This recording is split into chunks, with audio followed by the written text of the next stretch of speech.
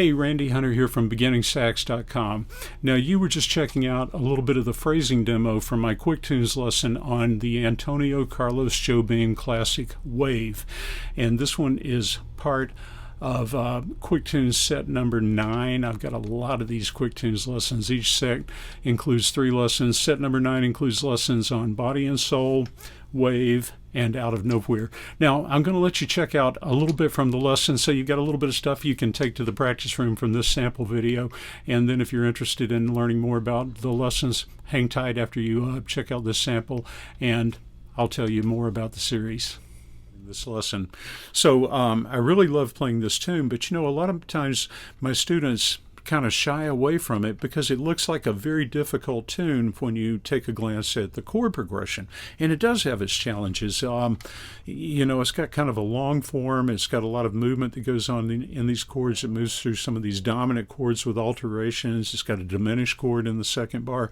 So this is a tune that you really have to learn the chord progression to, or at least the changes, or have an approach to playing these changes, rather than just jamming away in the key center like some tunes. You know, some tunes you can just play in the key center and have fun.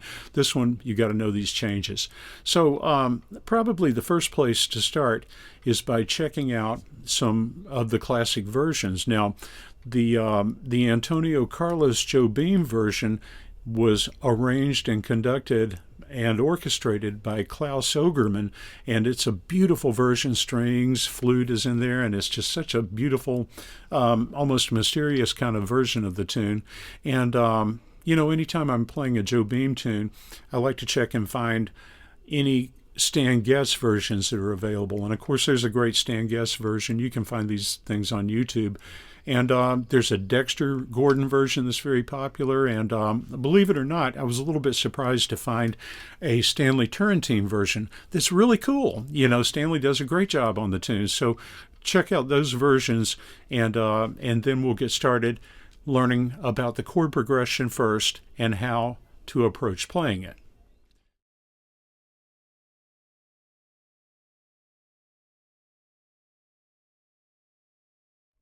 Now, once you make it through the triads and you're comfortable with the form, let me show you some other things to practice on. Let's start out with that E major chord at the beginning, because that's kind of your statement chord. You know, you right up at the top, you make a musical statement that you might develop as you go along, or that you might sequence, which means you might repeat it at varying intervals throughout the chord progression, so that getting into this solo, or into your solo, is a major thing. So we've got that E major 7 arpeggio. I'm going to play it straight up and down, 1 3 5 7 8, or actually I'll play 1 3 5 7 9. Now I'm going to put the 7 below at the beginning, so I'm going to start with 7 1 3 5 7 9.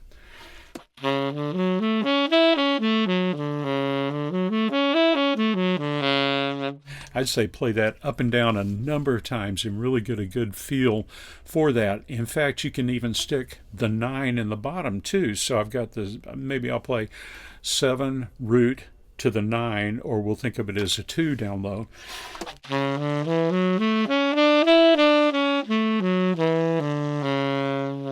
Very cool sound right there, and that gives you a lot to work with as you advance. You know, all those sorts of sounds. The diminished, the C diminished, you've got the arpeggio.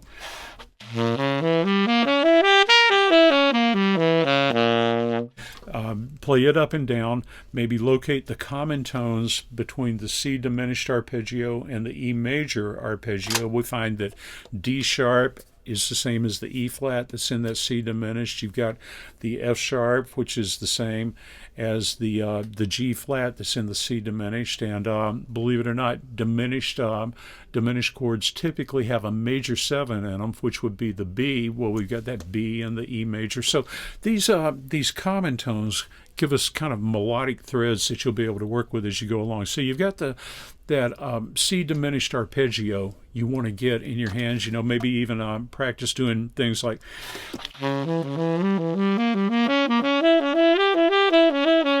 there. I'm just playing, you know, stair stepping up and down the arpeggio.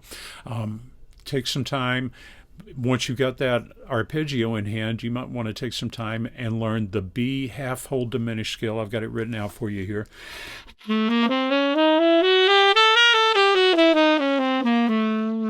And so maybe practice going between the E major material I just showed you and the C diminished stuff that I just showed you as well. When we get to this 2-5-1, I'd love for you to take a little exercise that I show in my lesson called One Exercise All Chords, which is 3, 5, 8, 7 on each of the chords. So there I played D, F sharp, B, A, 3, 5, 8, 7 on the B minor. I'm going to slide to the 3 on the E7, 3, 5, 8, 7, G sharp, B, E, D. And that hand delivers us right to the 3rd of the A major chord. So when we put that together, B minor to E7.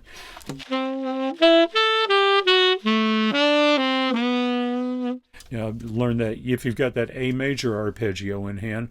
I'm on the C sharp, so I'm just going to take the C sharp. I'll go up the A major arpeggio, down the A major arpeggio, including the G sharp. Now we're up to the A minor. I might play the same idea. I played C, E, F sharp since it's a minor 6, C, E, F sharp, A, right up and down those two arpeggios.